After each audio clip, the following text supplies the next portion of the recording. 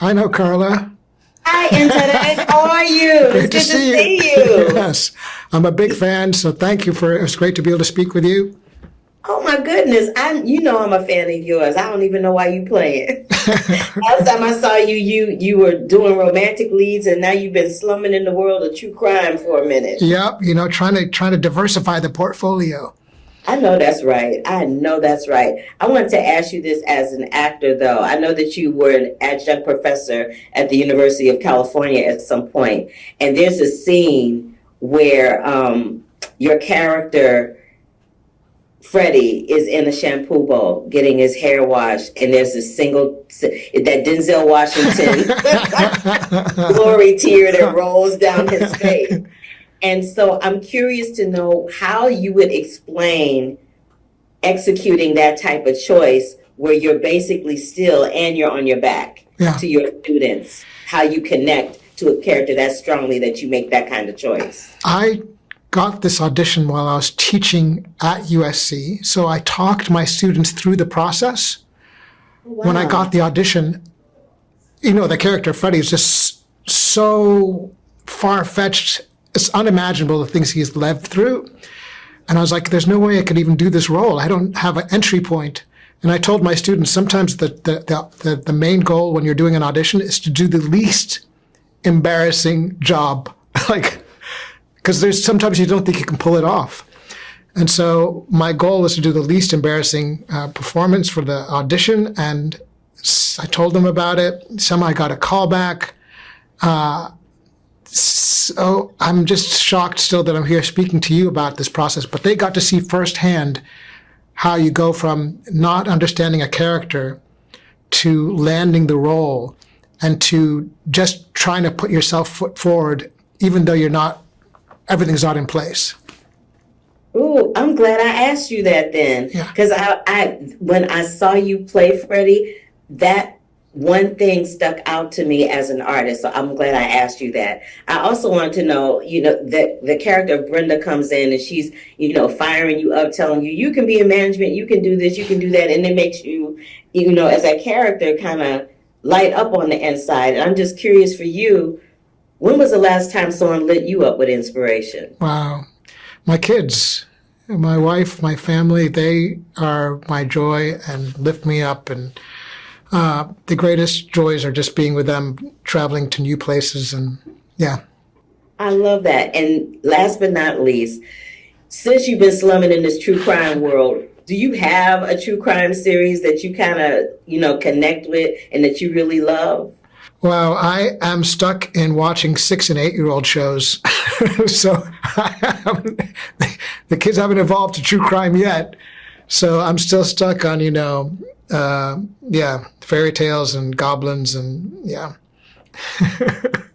I think that's a good place to stop. And today, thank you so much for giving me time today. It was wonderful to see you. Oh, it's great to see you too. Thank you again. And congratulations on Freddie. You did that. I'm grateful for I wanted your blessings, so I'm grateful to you're signing off with that. No problem. See you next time. See you next time. Bye. Bye. Great. This was a really, really interesting project for me to watch. And the reason why is because fire is such a fascinating element Mhm. to build a story around.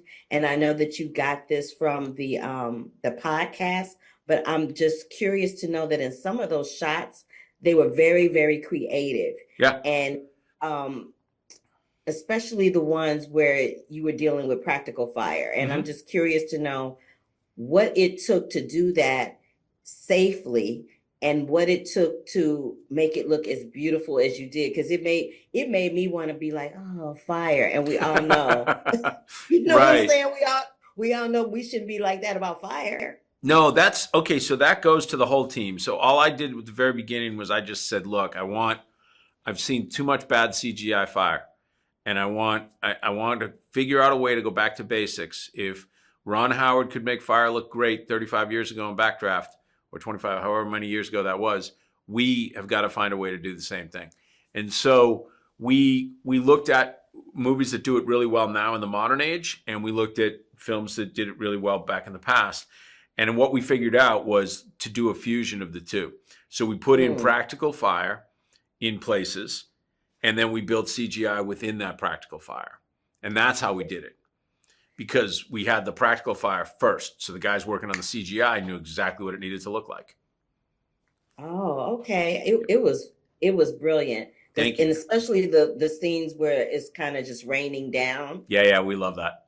I love that Thank too. you. I love that too. I also wanted to talk to you about this one shot that I noticed, and I don't remember what episode it was, but Sure. there was this one shot where the two characters were in an alley and there was a mural on the wall with an eye. Yeah. And the way it was shot is the eye is reflecting onto the ground that makes it look like a whole eye that's watching. And it made me feel like this was so indicative of this particular true crime series, that there's always one eye watching you at all times. Can you talk to me about how you my God, incorporated that image? You have made everybody so happy. I have no idea. Jeremy, I love that. Oh, I got so many more questions, but that is my time, Dennis. oh no, that was good. I This know, was great. but Thank before you. I go, I just wanted to let you know how much I enjoyed this. And I did notice that the fire didn't look CGI-ish, and that's why I asked the questions that I asked. I'm a production geek. So thank you. when I have an opportunity to speak to an executive producer or director or a writer of a series, I always ask these types of questions. Oh, Carla, because this it's was great. fascinating to me. This was great. And you made somebody's day. I cannot wait till Jeremy sees this.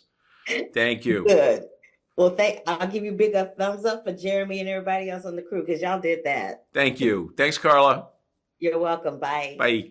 I saw Dennis have a quote where he said what really hooked him to this project was the idea of doing what you love until it kills you. And he said that everyone's walking on that razor's edge. How would you apply that to Stephen? That's a really good quote. He's quite clever, isn't he, Dennis? He's good with words. Yes, he is. Listen, Stephen is a morally ambiguous, kind of cloudy character to work out as an audience member, which made playing him really fun. On one hand, he's a leader. He's a kind of dashing chief of police. You back him. You'd want to work for him because he's, obviously good at his job. But on the other hand, he's a man with a broken heart. And he genuinely is in love with Journey's character, Michelle. He loves her. And that, sends him down a very, very difficult road. That was very eloquently stated, Rafe. Okay, for you and the eloquent answers. Do you remember the first time you saw a fire in person and how it made you feel?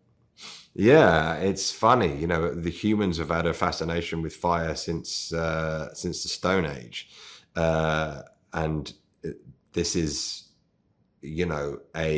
a meditation in many ways on fire, in its myriad ways, in its metaphorical ways, in its literal ways. The city is burning up, the characters are burning up. It's fascinating. I have an open fire in my house and in London, and I can sit there all evening watching that. It's mystifying. And so those themes go through the show, and I think are very pertinent to it. It's so funny that you said fire is mystifying, because fire is described, of all the 5 elements, it's described as one of the most mysterious of the 5 elements. So that's so interesting that you use that word to describe it for yourself. Well, listen, before TV, that was all we had, the fire, just to stare into, So, fires were early TV. Let's just put it that way. Rafe, that's my time. Thank you so much for giving me a slice of yours today. I appreciate it. I appreciate you. Thank you very much. You're welcome. See you soon. See you soon. Hold up. Wait a minute.